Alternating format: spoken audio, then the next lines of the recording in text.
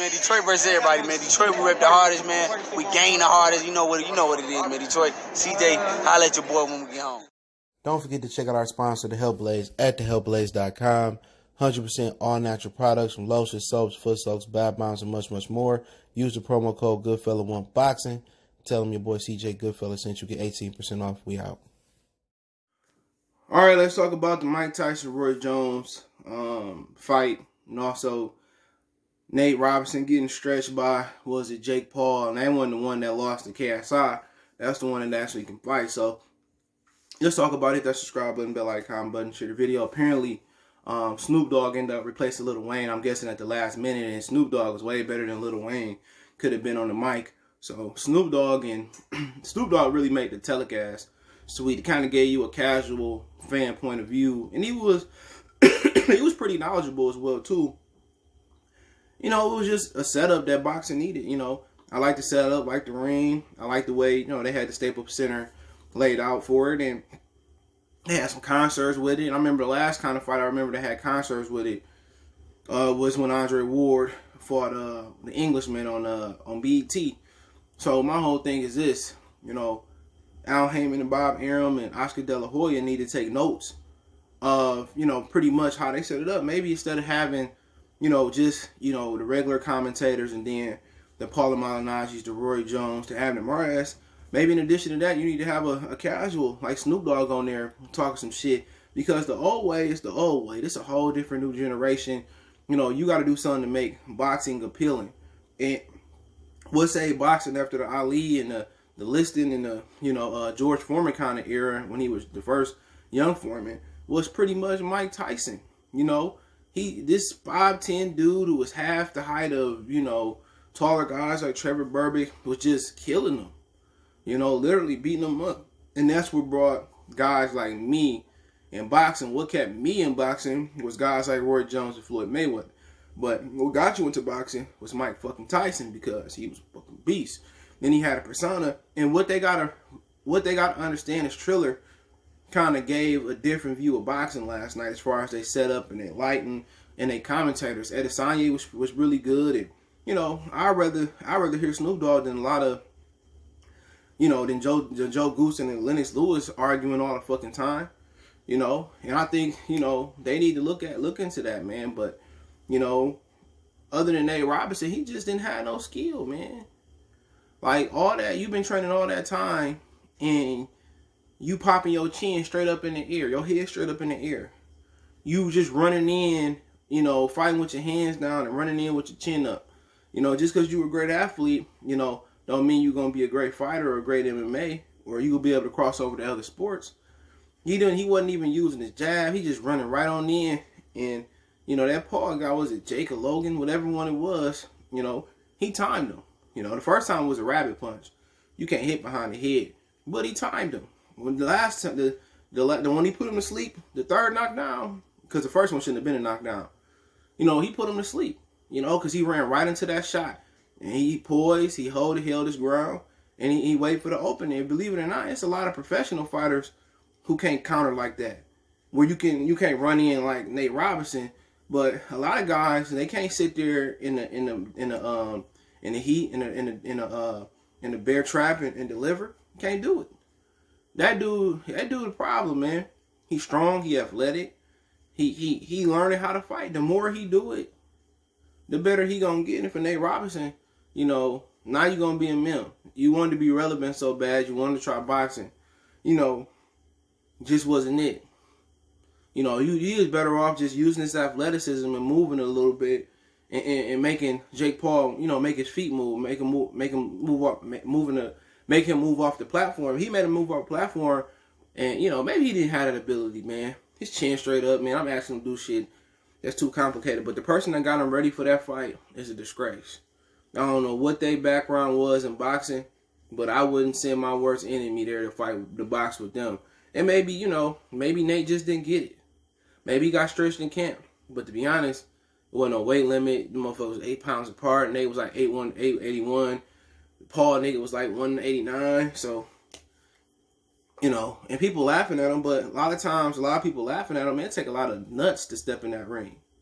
I've been there. It take a lot of nuts. A lot of people laughing at him And these the same dudes, I'm addressing people on the internet. A lot of people laughing at Nate Robinson, but you wouldn't get in there with anybody. A lot of you niggas out there, you get punched in the mouth, you want to grab the gun to go to the car and pull the pistol. You know what I'm saying? But people don't think about once you catch that charge, ain't no pistol in jail. Nigga, it's D's and shanks and stuff. You know, so a lot of people making fun of Nate Robinson, they wouldn't fight. They get punched, they want to get the pistol. They want to do the Quando Rondo. And that's just the honest truth, man. So I ain't laughing at nobody that go in that ring. You know, no matter how soon, it take a lot of bravery. And a lot of you niggas wouldn't do it on the street. You know, a lot of you dudes want exchange on the street. A lot of people might never had a street fight, never had a school fight. You know, a lot of people have, and they want to, you know, judge Nate Robinson. You know, look here, man. Anybody step in that ring, you can laugh all you want to. It's a different world in there, bro.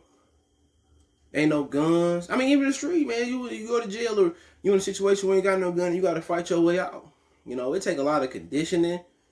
A lot of people couldn't fight, run around. Anxiety, just the pressure of fighting. Like you gotta learn how to calm down. You know, the vision, the proper way to throw a punch and bring your hands back home. A lot of fighters don't know how to throw punches and bring their hands back home. Watching Joe George yesterday fight like this, he got away with it. You know, putting them 12, 10-ounce gloves on to keep your hands up, that's hard, bro. That's hard, man. Them gloves get heavy after a while. What they call that calcium buildup in your arms. And, you know what I'm saying? So the average street fight don't last that long. But if it did, or the boxing match, it do last long. A lot of you dudes can't survive. So I ain't going to sit here and rip Nate Robinson because I know what that world feel like. You know, you win some, you lose some. But a lot of motherfuckers in there laughing. They gonna get in there with that white boy. That white boy can fight. I was looking at, shout out to Ohio's Run Boxing. I was looking at the compilation he put together of Jake Paul stopping people in the gym. I'm like, shit, he gonna stop Nate Robinson. And, you know, Jalen Love, shout out to him. He from Inktown. Shout out to Easter, everybody out there. I'm from the deep, but I be out there too. He was right. I think that kid with a little bit more experience, he might be able to fight some professional fights. But let's talk about Mike and Roy. I enjoyed the fight. Snoop made it better. Real talk. You know, he kind of pushing Roy on. And, you know, to be honest, I thought Mike won. But Roy held his own. Roy was, y'all must have forgot. He was throwing his shots and, you know, leading off with right hands and coming off the jab. Mike, you know, Mike guessing. When Roy wasn't first, Roy had issues. If Roy got off first, it would have been all right. People was mad because Roy was holding. Shit, you get in there with Mike Tyson, you could be holding too if you knew how to. Believe it or not, a lot of fighters don't know how to hold. Shit, I'm in there with Mike. He get off and hold, or Mike get in range, you hold.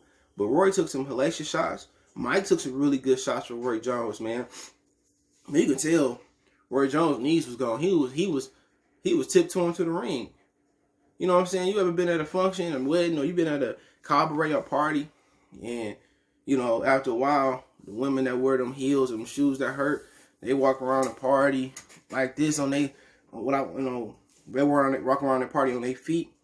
They took them heels off, and they walking around like that's how Roy was walking to the ring. He was walking to the ring like his knees was completely gone. You know, you go to enough functions, and girls take them slippers off, or them heels off. They be walking like their feet hurt, man. But yeah, I enjoyed it, bro. People shitting on it. I enjoyed it, man. Roy still got the little, y'all must have forgot. Roy still got a little bit. And Mike was hitting hard. Mike went out there playing. Mike, Roy ate it though. Roy ate it. He said his jaw a little bit hurt, but Roy ate it though. You gotta respect that, man. A lot of these niggas that's 20 and 15 years old can't go in there and look like that. 8 rounds, 2 minutes. At first, my screen said 6 rounds, and then it changed to 8. So, man, Mike still got it. Mike still got it a little bit.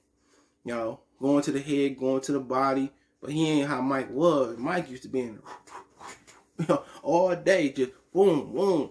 He ain't, I don't think he was holding back on Roy, but, he was hitting Roy. Roy was hitting him with some good shots. You know what I'm saying? And Mike was hitting him with some good shots. And, do I want to see it again? I want to see Roy do it again. But if he can physically, the way he was walking to the ring, like he just broke down. Mike Tyson was walking to the ring more solid. But then again, Tyson talking about Holyfield called me. You don't want to go through that traumatic experience no more. You know, Holyfield, man. Holyfield was just Mike Kryptonite. Had they fought if he never lost to Buster Douglas, or, you know, after Buster Douglas, either before Mike, Evander just was Mike Kryptonite. As Antonio Tarver was to Roy, but Tarver was able to beat Roy simply because Roy went up and came back down and got old.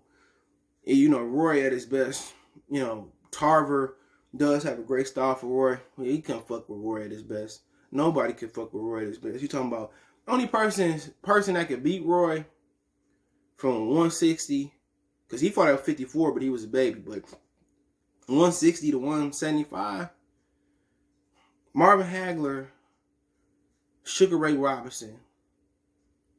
At middleweight, at super middleweight, he watched everybody. Andre Ward, he get his ass whooped. Kawasaki get his ass whooped. Kessler get whooped on. Canelo get whooped. Not all of them get whooped on. 75, you know, you talk about Michael Moore, Michael Spinks, Archie. They'll have a chance at whooping them. Chad Dawson will have it, you know, at his best. I think he beat Chad. I love Chad Dawson. I think he get Chad Dawson. But light heavyweight, where he had the most competition. Evander was a baby at heavyweight, light heavyweight, but light heavyweight we had most competition. Maybe Michael Spinks, Michael Moore, maybe one of those guys to give them, because I think they the greatest light heavyweights of all time, right there with Roy. And they went to heavyweight and did some work. But you know, if Roy want to do it again, I mean, do it again. Antonio Tarver, whoever want to fight again. Mike Tyson want to do it again, fight Evander Holyfield. I mean, they got a lot of old heads that still kind of can get in there and get the job done. You know, can Antonio Tarver test clean? It's the $1 million question. But other than that, man, I'd pay for it again. I ain't pay for it, but I'll watch it again. I think they brought a lot of old school fans back. But I think, you know, it was okay. People, what you expect from a 51 and 54-year-old? But hey, let me know what you thought about the fight. I thought it was cool. I only watched the first 2 fights, to be honest. So, Triller had a great setup. I heard it's an app that was a straight competitor to TikTok. I don't use TikTok, so that's some kiddie shit to me. But hey, let me know what you guys thought about the fight. Don't forget me on Facebook, Instagram, Twitter. Reach out if you have a business question, inquiry, sponsorship, video request. All my social media links in the description. Want to make a financial donation to the channel? Cash App CJ Good 313. PayPal link in the description. Cash App there as well too in the description. But if you got a business question, inquiry, sponsorship, video request, you want to advertise your business on the channel, you want a question, hit me up. All my social media links are open. Twitter's the fastest way though. But other than that, man, best way to donate, share the video, hit that subscribe button, bell icon button. Let me know what you guys thought. Check our boxing news playlist, heavyweight playlist for more videos like this. One time for the one time we go.